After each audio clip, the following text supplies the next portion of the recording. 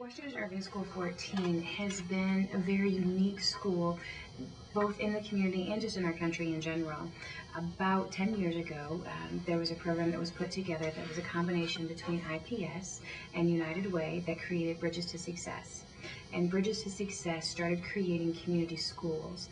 To be a level 4 community school means you have to have multiple community partners that are in the community that are able to come into the school, as well as to have somebody that's on site full-time as the school community coordinator, which is what my position is. Actually, a John H. Bonner Community Center employee that is placed at IPS School 14.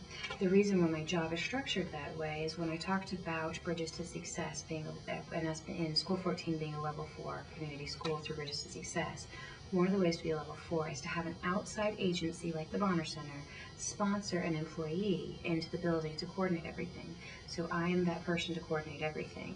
So I have my feet both in the community and in the school to be able to coordinate both of them back and forth. So we are instituting a program this year that is going to be distributing computers to a lot of our families.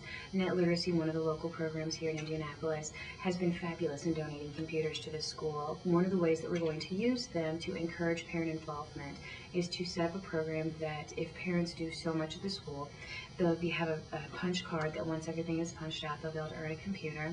The first of those will be able to be available because there's so many different things that you have to go to. They'll be available around the semester change and then again towards the end of the year. With our high turnover rate, we're hoping to be able to distribute around 100 to 150 computers this year, and in that increase parent involvement, which will increase our students' achievement level. Technology is extremely important for the educational experience. Today's students are unlike anything that we have seen in the past. And in our school, unfortunately, because of cutbacks, we didn't have computers in our classroom. We had 30 computers that could be passed around from room to room, but that was it. And we have over 600 students. So last year when Net Literacy came in and realized that we didn't have a computer lab that was open to everyone, they started helping me set up mini computer labs in every classroom. The teachers have been able to utilize those as additional learning stations so that the kids just think they're playing fun games, but really they're actually learning some great skills. Angie's List is a national company who happens to be located about a block and a half from the school. They decided that since they were in the neighborhood, they wanted to do something to give back to the neighborhood, and they adopted our school to do that. And they have a lunchtime program where they do mentoring. So I've got about 50 of their employees that come over every day at lunch, or at least once a week at lunch, and spend about an hour with children.